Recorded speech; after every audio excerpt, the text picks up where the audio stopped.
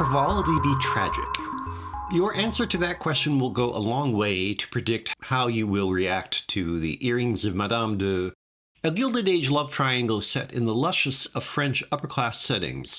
The film's light irony initially charms with the alluring if somewhat vapid Countess Louise, Danielle Derriere, as she falls hopelessly in love with Baron Donati, Vittorio De Sica. The eponymous earrings are literally the first thing we see as Louise grapples with how to pay some secret debts. A gift from her husband the general, Charboyer, the earrings repeatedly crop up like bad pennies or impish reminders of who is deceiving whom. The setup may well turn off anyone who believes the wiles of the pampered cannot be profound, and to be sure, Louise's antics threaten to wear thin. Instead, something interesting happens. While all three are quite open about the blooming romance, when the general realizes Louise has really fallen in love with Donati, he could be describing the film itself when he tells his wife they are only superficially superficial. He discovers depths in himself and Louise which guarantee an ending deserving of that oft-cheapened and abused description of tragic. Amidst the aristocratic luxury, a few working-class characters, chiefly servants, work like a chorus to give director Max Ophuls a way to demonstrate how love chastens even the most sophisticated.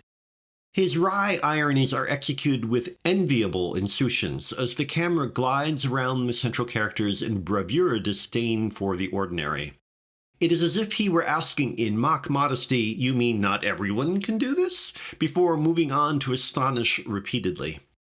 In an extended sequence showing the Countess and Baron falling in love, for example, one scene follows another as they dance, then dance again, and yet again, the camera twirling with and around them between countless costume extras, keeping the couple framed while casually catching background action to add to the sense of presence, lifting our spirits on a cloud of physical exhilaration that mirrors the characters' heightening desires. Nonetheless, while the Countess may initiate the action, the general makes the film much more than a delectable bonbon. Ready with a polished witticism for every situation, he makes the biggest error he could. He loves his wife.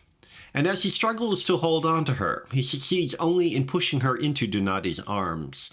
It is his realization that politesse is not enough to ensure happiness that turns The Earrings of Madame de into something more resonant than it might at first seem to offer.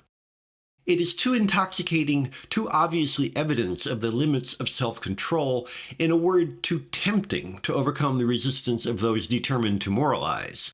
But for anyone with a trace of sympathy for human frailty or the riches of life and cinema, the film is a sensuous reminder of the charms and pitfalls of emotional complexity.